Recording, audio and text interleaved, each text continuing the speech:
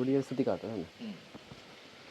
இது நம்மாழ்வாருடைய அதாவது அந்த அவருடைய கடைசியாக இவர் இருந்த இடம் வந்து இந்த இடம்.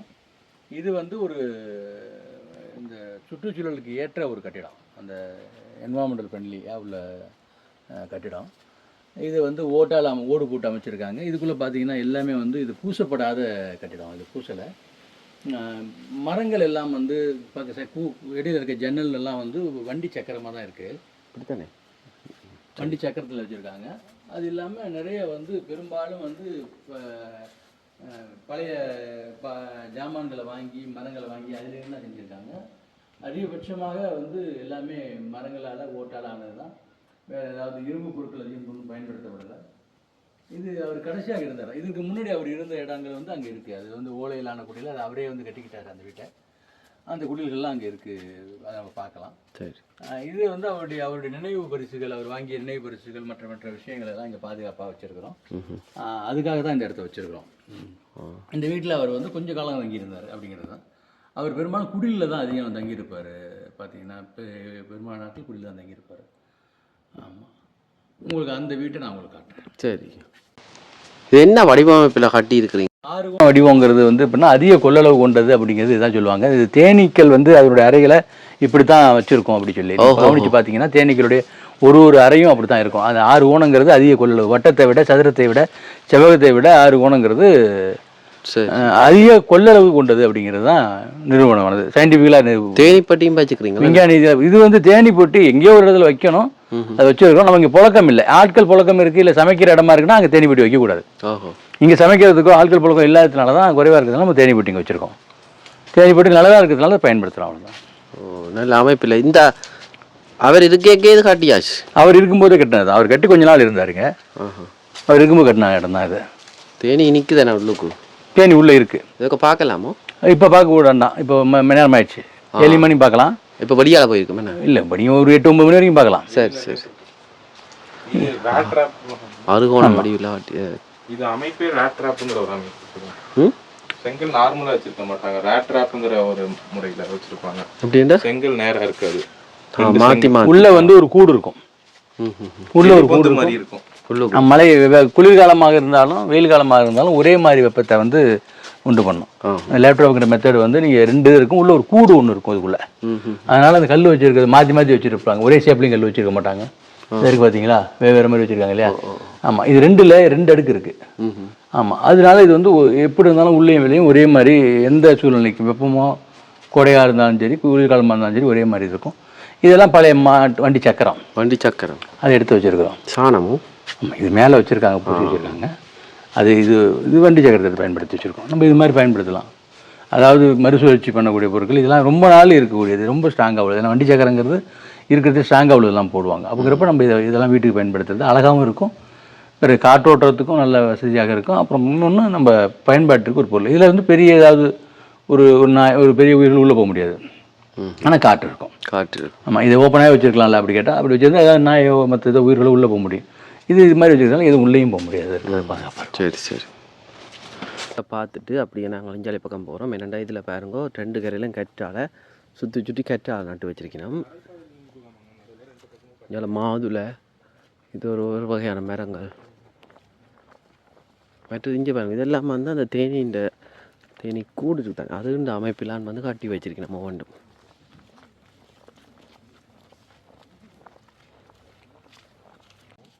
இந்தியாவில் வந்து வானகத்தில் இருக்கிற காட்டு பகுதிக்கு வந்து நிற்கிறோம். அந்த உணவு காடு. இதில் ஒரு மாடு நிற்கிது, காளை மூர்க்கமாக தான் நிற்கிது பாருங்க, மூர்க்கமாக தான் நிற்குதுண்ணா.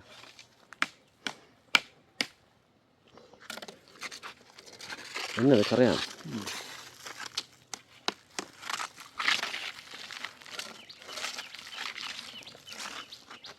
கரையான் எப்போதுமே மரத்தை பாதிக்காது. நம்ம சொல்கிறது என்னென்னா, இந்த மரம் வெட்டி இருந்து இதில் கரையான் முடியுதுன்னா பாதிக்கும். உயிரோடு இருக்க மரத்தை கரையான் ஒன்றும் பண்ணாது. நிறைய பேர் பயப்படுவாங்க, கரையான் வந்து மரத்தை காலி பண்ணும். உயிரோட இருந்தால் இருக்கும் என்ன, அது அதோடைய செத்து போன தோல் இருக்கு இல்லையா, அதில் தான் சாப்பிடுது. அந்த தோலை சரி பண்ணுது பாருங்கள். அந்த இடத்துல கரையான் இடத்துல நீங்கள் க்ளீன் பண்ணி பார்த்தீங்கன்னா மரம் அவ்வளோ ஷைனிங் ஆகிடும். அதுதானே தான். ஆமாம், என்ன பண்ணுன்னா மரத்துக்கு இது கரையாக மேலே இருக்கிறதுனால இந்த சூழலில் இருந்து இந்த வெளியில இருந்து அது எடுக்கக்கூடிய இல்லை சுவாசிக்கக்கூடிய அந்த வாய்ப்பு இருக்குல்ல, மரம் இந்த பிறவை இதோ தொடர்பு இருக்குல்ல, அதை தடுக்கும். ஓஹோ. அதுக்கு இடையில வந்து மொழியா மற்றபடி இந்த கரையான் வந்து மரத்தை ஒன்றும் பண்ணாது. ம். மரத்தில் அந்த கெட்டு போன உதிரக்கூடிய அந்த தோல் பட்டை இருக்கு இல்லையா, ஓ அந்த பட்டையை தான் சாப்பிடுது. சரி சரி சரி. அதனால கரையானை பார்த்து நிறைய பேர் பயப்படுவாங்க, அதை பண்ணிடுமோ அப்படின்னு. ஒரே ஒரு வேலை என்ன பண்ணுது அப்படின்னா வழித்தொடர்புல தான் இருக்குது. இதோட தொடர்பை அது பண்ணுது. இப்போ இதே மாதிரி இலைகள்லையும் அது வேறு ஏதாவது ஒன்று ஒரு பூஞ்சாமல் ஏதாவது பண்ணிச்சுன்னா இதால் வந்து ஒளிச்சேர்க்கை பண்ண முடியாது. இது இலையால். அது மாதிரி மரமும் வந்து தொடர்பில் இருக்குது. மரத்தாலையும் தண்ணி எடுக்க முடியும், சுவாசம் பண்ண முடியும், காற்று எடுக்க முடியும், வேலைகள் செய்ய முடியும். மரம் தண்டுகளுக்கும் வேலை இருக்குது. இப்போ இலை இல்லாதப்போ மரம் எப்படி உயிரோடு இருக்குன்னா தண்டுகள் தானே வேலை செய்யுது. சரி. தண்டுகளே கிளைகள் தான். இலைகளே இல்லாத காலத்துலேயும் மரம் உயிரோடு இருக்குல்ல, அப்போ தண்டுகள் அந்த வேலைகளை செஞ்சுக்கிட்டு இருக்கு. ஆனால் இலைகள் மாதிரி செய்ய முடியாது, அவ்வளோதான். ஆமாம். அதனால வந்து அந்த தொடர்பை மட்டும் துண்டிக்க முடியும், அதனால வேறு எதுவும் பண்ண முடியாது. டெட் மேட்டரை மட்டும்தான் சாப்பிடுங்க. உரங்கள் அது சில நேரத்தில் சாப்பிட வேண்டியது அவசியம். இந்த கரையான் வந்து எங்களுக்கு கடிச்சாது தானும் கடிச்சிட்டு தானும் செத்துட்டோம்னு சொல்கிறவையில் அது உண்மையோ? அது என்ன காரணம்? அது அப்படிலாம் ஒன்றும் தெரியல. கரையான் எங்களுக்கு கடிச்சா இந்த கரையான் செத்துடும் அப்படின்னு சொல்கிறவ தெரியல உங்களுக்கு. தென்னையில் வேர்க்கரையான் வந்து தென்னை மரம் அழிஞ்சு போச்சுமாங்க, அப்படி நடக்கவே நடக்காது. தென்னையில் வாடல் நோய் வந்து வேரல்கள் வந்துடும். வேரல்கள் வந்துனோடனே வேரல்களில் உள்ள ஒரு ஜூஸ் இருக்கும் அந்த வேரில், அந்த சாரை குடிக்கிறது கரையான் உள்ள வரும். ஆனால் ஆக்சுவலாக அப்போ அந்த மரம் செத்து போயிருக்கு. அப்போ அந்த ஜூஸ் அந்த கரையான் குடிக்க முடியாது. எப்படின்னா அந்த ஆற்றுல செத்து வர பன்னியை வந்து பன்னி மேலே புழு முக்கியமில்ல, பன்னியை கொண்டது யார்? ஏதோ ஒரு விஷயம் இங்கேயே செத்து போய் பண்ணி அதை வந்து சிதைக்கிற வேலையை தான் அந்த புழுக்கள்.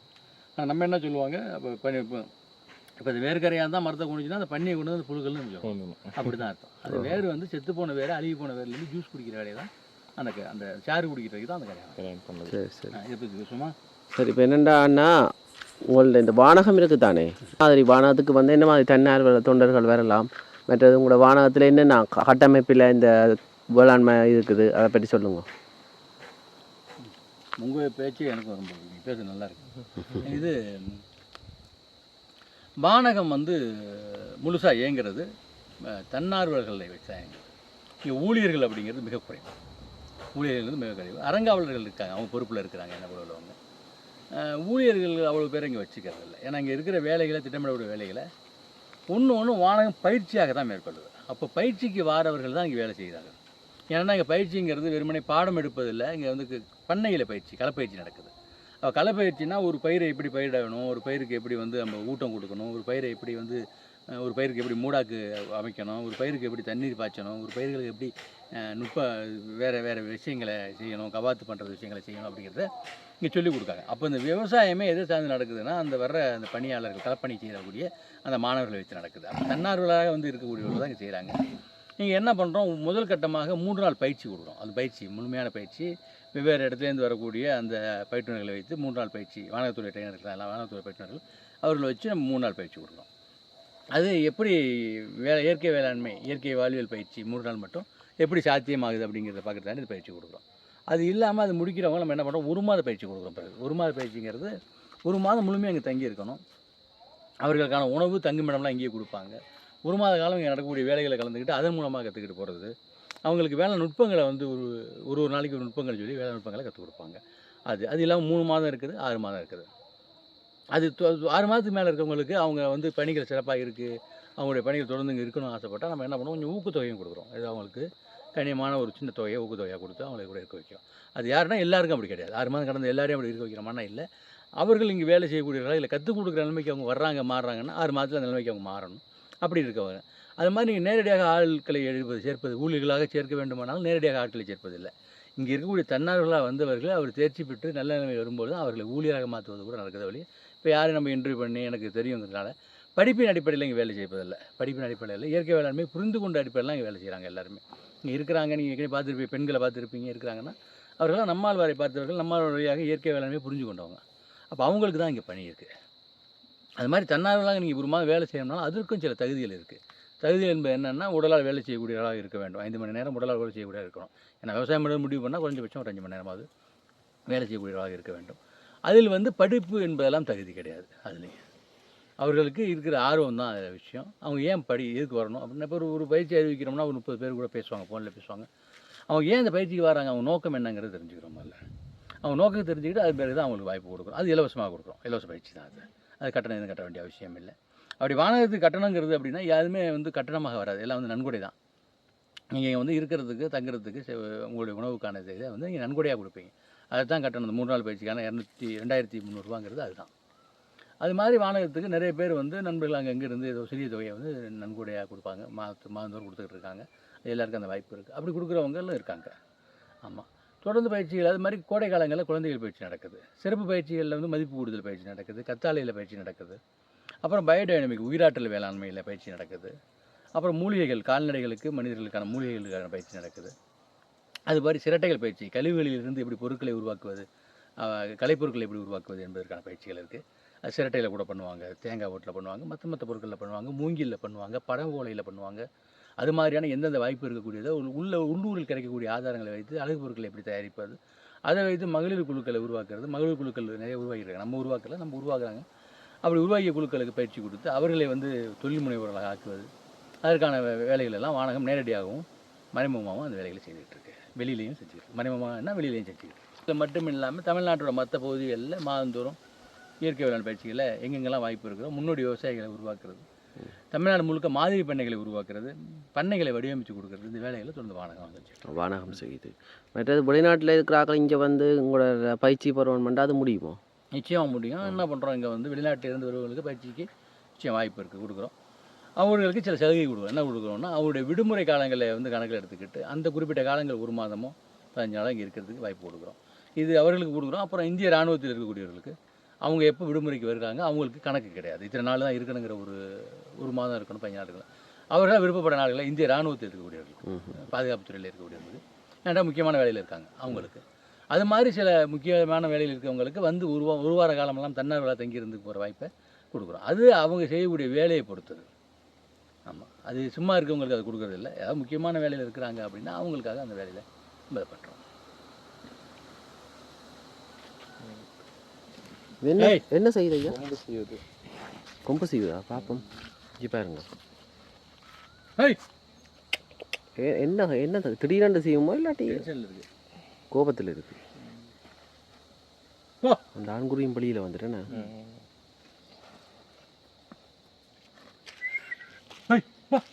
திமில பாருங்க அப்படி இருக்குதுண்டு. காங்கயம் அவசியம் நிற்குதுண்ணா, அடங்கிட்டு. என்னையும் ஒரு போஸ் எடுங்க, தனியாக எடுத்துட்டு இருக்கீங்கன்னு. அதில் கண்ணை பாருங்க, இங்கே பார்த்து கொண்டு நிற்கிறேன். இங்கே பார்க்குது, நான் இதை பண்ண போகிறேன். தம்பி ரமேஷே, ஓ எத்தனை வயசு வரும் இதுக்கு? இது இருக்கும் 3 வயசு 3 வருஷம். இதுக்கு ஏதாவது போடு சாப்பிடுறது. போட்டியா வைக்க போட்டிலா? ஆ காணும் சாப்பிட்டு போ போ போ போ. என்ன இது பண்ணுது?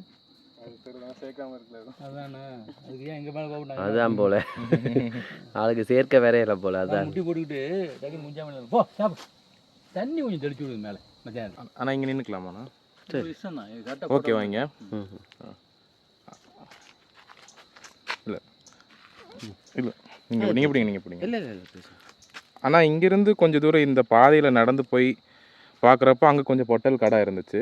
ஆனால் இங்கே இருக்கிறப்போ ஃபுல்லாக பச்சையாக இவ்வளோ செழிப்பாக இருக்குது, மரங்கள் இருக்குது. 2009 வானகத்தை உருவாக்கும் போது இந்த இடம் வந்து ஆடு மாடு நின்று மேயாது. ஆடு மாடு நின்று மேயாதுன்னா என்ன அர்த்தம்னா எதுவுமே இருக்காது, புல் சருகாயிரும், வெறும் பூமியாக கிடக்கும், வெறும் கல்லுக்காடாக இருக்கும். இந்த இடத்த தான் நம்மாழ்வார் எடுத்திருந்தார். இந்த இடங்களில் மரக்கன்று இதெல்லாம் வைக்கும்போது நம்ம ஒரு இயற்கையில் ஒன்று இருக்குது. உன்னை உருவாக்குறோன்னா ஏதோ உங்களால் அந்த பூமிக்கு ஃபஸ்ட்டு எது நிலச்சி நிற்குமோ, அதாவது அந்த பூமிக்கு எதார்த்தமாக எது வறட்சி தாங்கி நிலச்சி நிற்குமோ அந்த மரங்களை மட்டும் நட்டிங்கன்னா தான் பிறகு மற்ற மரங்கள் நட முடியும். முதல்ல நடுறதே இந்த பூமிக்கு ஏற்காத மரங்கள் நடக்கூடாது. இந்த பூமிக்கு ஏற்ற மரங்களை முதல்ல நட்டிங்கன்னா அதுக்குள்ளே நீங்கள் பயிர் பண்ணலாம். ஏன்னா ஒரு உயிர் உருவானால் தான் அதனுடைய ஆதரவில் இன்னொரு உயிர் உருவாகும். அப்போ நிறைய கிளேரி செடியாக, இந்த வேம்பு, சவுக்கு, இது மாதிரி இங்கே இருக்கக்கூடிய மரங்களை, தீக்குச்சி மரங்கள் போட்டு நட்டோம். அப்போ அதை நட்டு ஒரு பசுமையான சூழல் உருவானது பிறகு எங்களுக்கு எதுவெல்லாம் தேவையோ உள்ள பல மரங்களையும் நட்டோம். அப்போ அது பல மரங்கள் வருது. ஏன்னா இந்த சூழலை முதல்ல மாற்றக்கூடியது இந்த பகுதிக்கு ஏற்ற மரங்கள் நடக்கும். எங்கே நீங்கள் புதுசாக போய் ஒரு வறண்ட பகுதியில் வேலை பார்க்குறீங்கனாலும் முழுமையாக நீங்கள் வெளியிலேருந்து கொண்டு வர ஒரு தாவரத்தை நட்டு பயிரிட முயற்சி பண்ணக்கூடாது. அந்த பூமிக்கு எது வருமோ அது நடணும். அங்கே புல் பூண்டாவது முளைக்கணும். வறண்ட பகுதியில் காஞ்ச பகுதியில் புல் பூண்டாவது முளைக்க வைக்கணும். அப்படி புல் பூண்டு முளைச்சின்னா தான் விவசாயம் பண்ண முடியும். சில பேர் இப்போ களைச்செடிம்பாங்க. களைச்செடின்னு ஒன்று இல்லவே இல்லைன்னா விவசாயம் பண்ணவே முடியாதுங்கிறேன். எதுவுமே வராத இடத்துல களைச்செடிகள் நல்லது. அப்போ அந்த களைச்செடிகள் ஒரு ஆதாரம். அது வளரும்போது அதை வச்சு பெருக்கணும், அதை வச்சு மூடாக்கு போடணும், அதை வச்சு மற்ற பயிர்களை வளர்க்க வைக்க முடியும். அப்போ முதல்ல பசுமையை உருவாக்கணும்னா எதெல்லாம் நல்லா வருமோ அதை கொஞ்சம் அந்த பகுதியில் பயிர் பண்ணிவிட்டு நட்டுட்டு அது ஒரு பசுமையான சூழலுக்கு அந்த பூமி மாறின பிறகு அதில் உங்களுக்கு வேணுங்கிற எல்லா பயிர்களையும் பயிர் பண்ணலாம். இந்த பூமியில் பண்ணது எல்லாமே அப்படி தான் பண்ணணும். இது முதல்ல பார்த்தீங்கன்னா ஆரம்பத்தில் இங்கே ஆழ்துளை கிணறுலாம் கிடையாது. நம்ம முதல்ல சைக்கிளில் ஒரு நபருக்கு 2 குடம், ஒரு 2 நபராக பிரிஞ்சுப்போம். ஒரு நாளைக்கு 30 செடி வைப்போம். 30 செடி வச்சோம்னா நாங்கள் 2 பேர் வச்சுட்டு பிறகு அதுக்கு தண்ணி ஊற்றுவோம். ஒரு 3 தடவை 4 தடவை போயிட்டு தண்ணி எடுத்தாந்து 2 குடத்தை சைக்கிளில் கட்டிட்டு தான் தண்ணி ஊற்றுவோம். அப்புறம் பிறகு ஒரு 200 லிட்டர் பேரல், இந்த மண்ணெண்ணெய் பேரல்னு சொல்லுவாங்க, அந்த மாதிரி பேரல், பெரிய பேரல் கிடச்சி 2 பேரல் ஒன்றா இணைச்சி ஒரு 400 லிட்டர் ஆக்கி ஒரு வண்டி ஒன்று தயார் பண்ணி, அப்போ நம்மக்கிட்ட மாடு, நம்ம உள்ளூர் மாடு இருந்துச்சு. அதெல்லாம் பசுங்கிறது பெண்.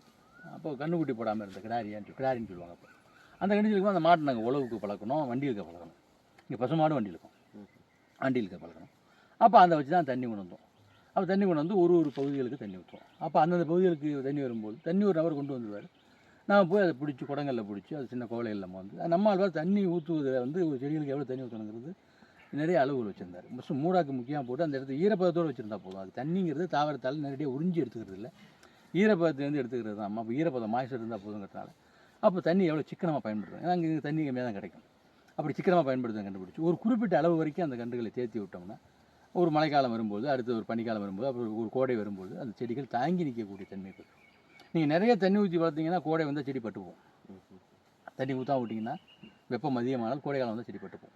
இது எப்பொழுதுமே அளவோடு தண்ணி ஊற்றி வளர்த்ததுனால என்ன ஆகும்னா எப்பொழுதுமே அது எந்த அளவுக்கு இருக்குதோ இந்த பிரபஞ்சத்தில் இருக்கக்கூடிய அந்த அண்டத்தில் இருக்கக்கூடிய அது ஒளிச்சேர்க்கை பண்ண ஏற்ற மாதிரி உள்ள அங்கேருந்து அது உணவு தேவைகளை பூர்த்தி செஞ்சுக்கும். ஒளிச்சேர்க்கை மூலமாக தேவை பண்ணிக்குது. அப்போங்கிறப்ப தாவரங்கள் வனம் மாதிரி வளர்த்துருவோம். வனத்தில் எப்படி மரங்கள் இருக்குமோ, வனத்தில் யார் போய் தண்ணி ஊற்றுறா, வனத்தில் யார் உரம் போடுறா, வரத்தில் யார் பூச்சி மருந்து அடிக்கிறா, அப்படிங்கிறப்ப வனம் மாதிரி வளர்த்து வச்சுருக்கோம். அப்போ இங்கே வனம் மாதிரி வளர்த்தாலும் இங்கே கருவேப்பிலை இருக்குது, புளி இருக்குது, மா இருக்குது, சப்போட்டா இருக்குது, கொய்யா இருக்குது, இதெல்லாம் இருக்குது. இது இந்த காட்டு மரங்களோடு சேர்ந்து இருக்கிறதுனால இதுவும் காட்டு மரங்கள் போல் இருக்குது. அது நம்ம எந்த கவனிப்பும் செய்ய வேண்டியதில்லை. அது நமக்கு பலனை கொடுத்துக்கிட்டே இருக்கும். இது கருவேம்பு, இது வேம்பு, இது கருவேப்பிலை, இது கருவேப்பிலை, இது நாட்டு வேம்பு, இது புளி, அது சப்போட்டா.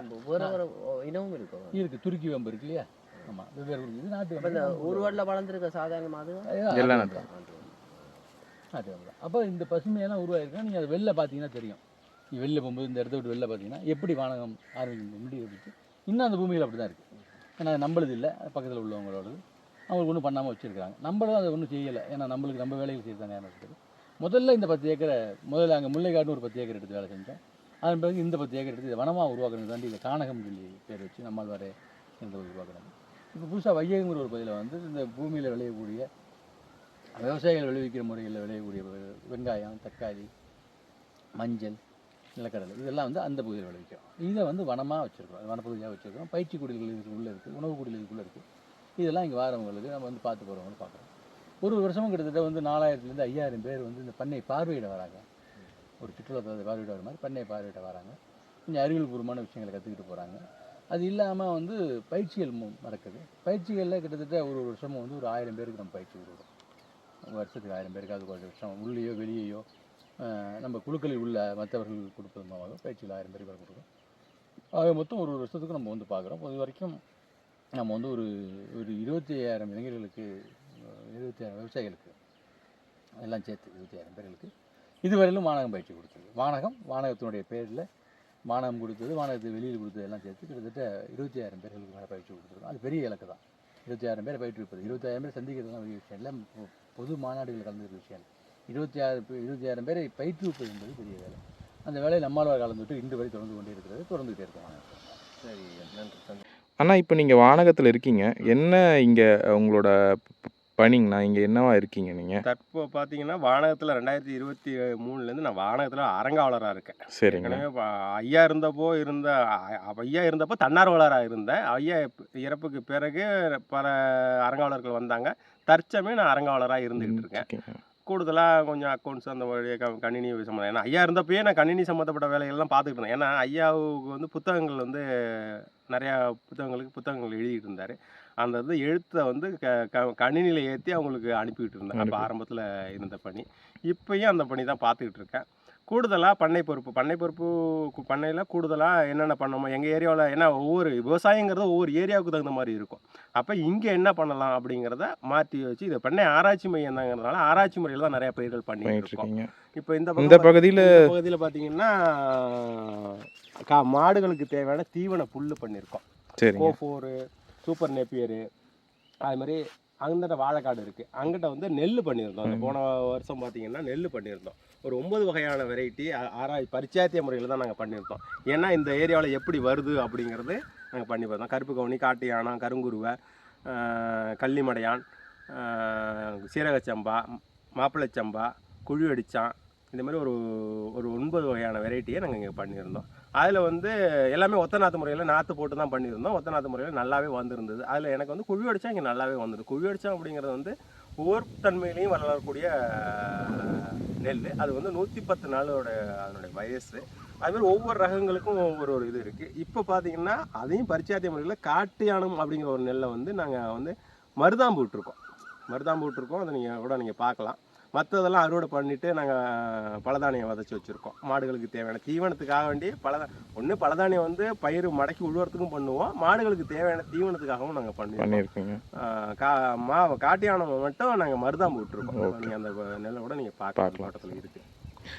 இப்போது ஆடு மாட்டுக்கு தீவனம் இங்கே பசுந்தீவனம் இங்கே நமக்கு கிடச்சிருச்சிங்கன்னா, இப்போ நெல் மாதிரியான நம்ம உணவுக்கும் இருந்துருச்சு. இப்போது வாழையும் நமக்கு நீங்கள் பயிரிட்டுருக்கிறீங்க. இப்போ காய்கறி மாதிரியான தேவைகளுக்கு இங்கே என்ன செய்கிறாங்க?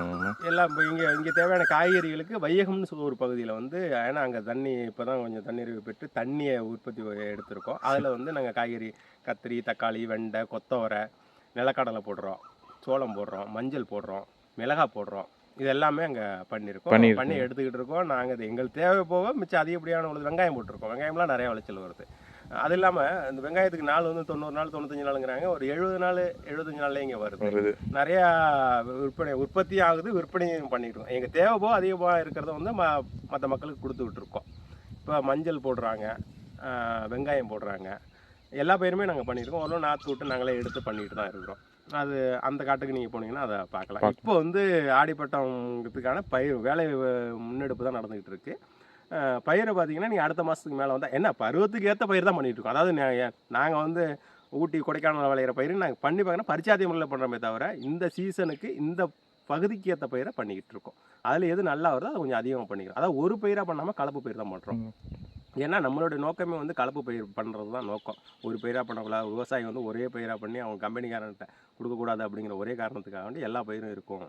அதுவும் நமக்கு தேவையான உணவு ப்ளஸ் கால்நடைக்கு தேவையான உணவு. அப்புறம் அது இல்லாமல் பார்த்தீங்கன்னா நம்ம தோட்டத்தில் நிறைய மூலிகைகள் இருக்குது. மூலிகையில் வந்து அடையாளம் காணாமல் இருக்கிறாங்க. ஒரு சில மூலிகைகளை எடுத்து இங்கே பயன்படுத்திக்கிட்டு தான் இருக்கும். அதாவது அத்தியாவசிய தேவைக்கு இப்போ அவசரமாக தேவைக்கான மருந்துகள்லாம் இங்கே இருக்குது. ஓரளவு தெரிஞ்சுதான் நாங்கள் சொல்லிக் கொடுத்துட்டு தான் இருக்கிறோம். சரிங்கண்ணா. இவ்வளோ நேரம் உங்களோட நேரம் ஒதுக்கி நமக்காக நீங்கள் செலவிட்டதுக்கு மிக்க நன்றிங்க.